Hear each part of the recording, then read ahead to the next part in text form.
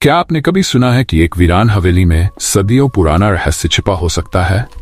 आज हम आपको रहस्यमयी हवेली और उसका भयानक रहस्य की कहानी सुनाने जा रहे हैं, जो डर, रोमांच और चमत्कार से भरपूर है। गांव के बाहरी इलाके में खड़ी एक पुरानी और वीरान हवेली, जिसे लोग भयानक हवेली कहते थे, डर और रहस्य का पर्याय बन चुकी थी। इस हवेली के बारे में कहा जाता था कि रात के समय वहां से अजीबोगरीब आवाजें आती हैं। कोई भी व्यक्ति जो उस हवेली के करीब गया वह या तो पागल हो गया या फिर कभी वापस नहीं लौटा।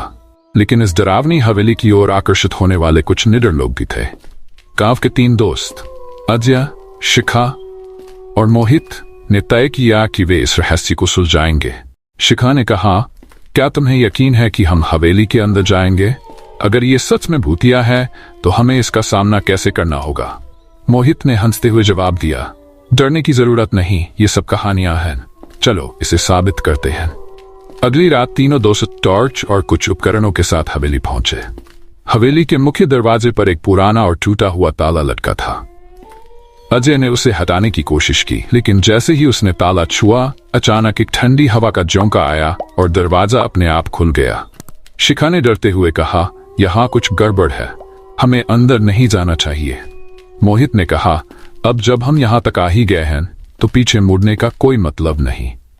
हवेली के अंदर का दृश्य किसी भूतिया फिल्म से कम नहीं था। दीवारों पर लगे चित्र फेडेड हो चुके थे और फर्श पर धूल और मकड़ी के जाले थे। हर कोने से एक अजीब सी आवाज आ रही थी, जैसे कोई फुसफुसा रहा हो। जैसे ही वे एक बड़े हॉल में पहुंचे, शिखा ने एक पुराने ग्रंथ को देखा। ग्रंथ पर लिखा था, रहस्यमयी शक्तियों का सच। ग्रंथ को खोलते ही उसमें से एक पुराना कागज गिरा। उसमें लिखा था, यह हवेली कभी महाराज चंद्रवीर सिंह की थी, जिन्होंने तंत्र मंत्र की शक्ति से अपनी हवेली की रक्षा करने की कोशिश की, लेकिन उनकी एक गलती ने इस हवेली को श्रापित कर दिया। अजय ने पूछा, क्या यह सच हो सकता है? अगर महाराज ने तंत्र विद्या का इस्तेमाल किया था तो इसका अंत कैसे हुआ? जैसे ही उन्होंने ग्रंथ को और पढ़ना शुरू किया, हवेली में तेज हवाएं चलने लगीं। चारों ओर से भूतिया आवाजें आने लगीं। अचानक हॉल के एक कोने से एक परछाई उभरी और अजय की ओर बढ़ी। मोहित ने चिल्लाते हुए कहा, भागो, यहां से तुरंत निकलते हैं। लेकिन दरवाजा बंद हो चुका था। हवेली ने उन्हें अपने अंदर कैद कर लिया था। शिखा ने कहा, हमें इस ग्रंथ को ध्यान से पढ़ना होगा, हो सकता है इसमें इस श्राप को तोड़ने का कोई उपाय हो। ग्रंथ में लिखा था कि महाराज चंद्रवीर ने अपनी आत्मा को अमर बनाने के लिए तंत्र विद्या का प्रयोग किया था, लेकिन उनके मंत्र गलत साबित हुए, जिससे वे एक श्रापित आत्मा में बदल गए।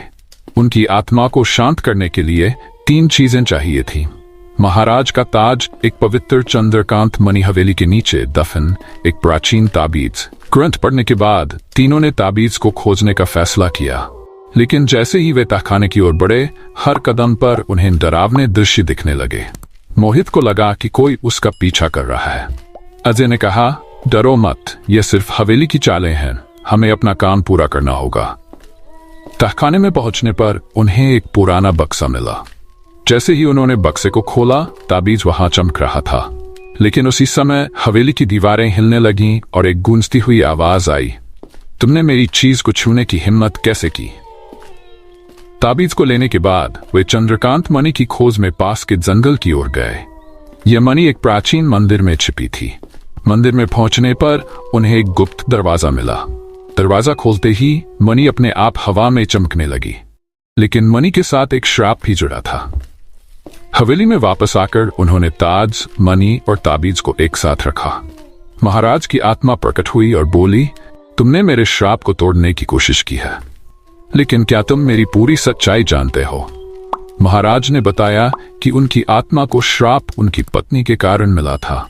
महारानी ने उन्हें धोखा दिया था और गुस्से में उन्होंने गलत मंत्रों का उच्चारण किया था। अजय ने कहा, हम आपकी आत्मा को मुक्त करना चाहते हैं, कृपया हमें इसका उपाय बताएं। महाराज ने उन्हें आखिरी मंत्र दिया और कहा कि यह मंत्र उनकी आत्मा को शांति देगा। जैसे ही मंत्र पढ़ा गया, हवेली की दीवारें चमकने लगीं। चारों ओर से रोशनी फैलने लगी और महाराज की आत्मा धीरे धीरे गायब हो गई। हवेली ने अपने श्राप को खो दिया और अब यह एक शांत स्थान बन गई। श्राप खत्म होने के बाद हवेली के अंदर फैले भयावह वातावरण ने शांतिपूर्ण रूप ले लिया। हवेली के अंदर जो चीजें पहले टूट फूट चुकी थीं, वह अब सामान्य दिखने लगीं। दीवारों पर लगे चित्र चमकने लगे और फर्श पर बिखरी धूल गायब हो गई। अजय ने गहरी सांस लेते हुए कहा, लगता है सब कुछ सही हो गया, पर यह हवेली अब भी एक रहस्य है। शिखा ने सहमति जताते हुए कहा, हमने जो किया वह शायद कोई और न कर पाता, लेकिन महाराज की आत्मा को शांति देकर हमने सही किया। हवेली से बाहर आते ही गांव के लोग उन्हें देखने के लिए इकट्ठा हो गए। हर कोई उत्सुक था ये जानने के लिए कि तीनों ने हवेली में क्या देखा और क्या किया। गांव के मुखिया ने पूछा, क्या तुमने उस भूतिया हवेली का श्राप खत्म कर दिया?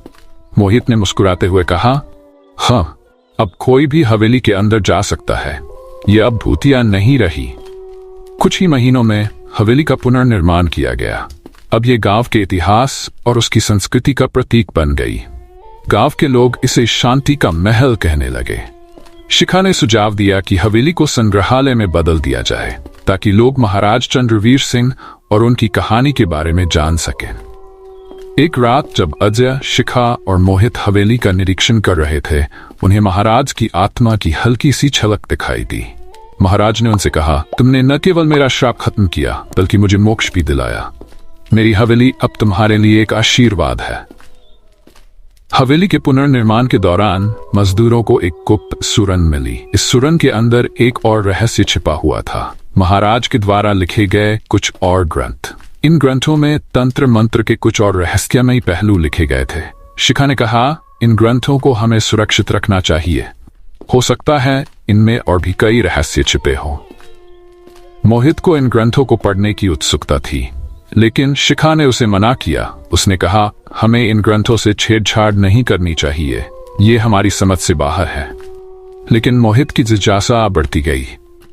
मोहित ने एक रात अकेले में ग्रंथ को पढ़ने का फैसला किया। जैसे ही उसने एक मंत्र पढ़ा, हवेली में हलचल मच गई। हवा तेज चलने लगी और रोशनी बंद हो गई। अजय और शिखा भागते हुए आए और देखा कि मोहित जमीन पर बेहोश पड़ा था। मोहित ने होश में आने के बाद बताया, मैंने महाराज की आत्मा से फिर संपर्क किया। उन्होंने कहा कि हवेली के अंदर अभी भी एक और रहस्य छिपा हुआ है। अजय ने चिंतित होकर कहा, हमें इन चीजों से दूर रहना चाहिए, ये खतरनाक हो सकती है। लेकिन शिखा ने कहा, अगर महाराज ने हमें कुछ बताया है तो हमें इसे समझने की कोशिश करनी चाहिए।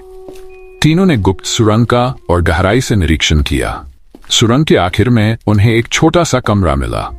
कमरे में एक पुराने बक्से में एक विशेष ताबीज और एक चिट्ठी थी। चिट्ठी में लिखा था, यह ताबीज हवेली को हमेशा सुरक्षित रखेगा। इसे सही जगह पर रखना बहुत जरूरी है। ताबीज को हवेली के मुख्य दरवाजे पर रखते ही हवेली पूरी तरह से एक दिव्य प्रकाश में बदल गई। हवेली के चारों ओर का वातावरण सकारात्मक और शांतिपूर्ण हो गया। गांव के लोग अब इस हवेली को एक तीर्थस्थल मानने लगे। वे यहाँ आकर महाराज की आत्मा को धन्यवाद देते और तीनों दोस्तों की बहादुरी की कहानी सुनते। ये कहानी केवल डर और रोमांच तक सीमित नहीं है, बल्कि ये हमें यह भी सिखाती है कि साहस, दोस्ती और सही नीयत से किसी भी कठिनाई को पार किया जा सकता है। अगर आपको ये कहानी पसंद आई हो तो इसे लाइक करें, शेयर करें और सब्सक्राइब करें। अगली बार फिर मिलेंगे एक और रोमांचक कहानी के साथ।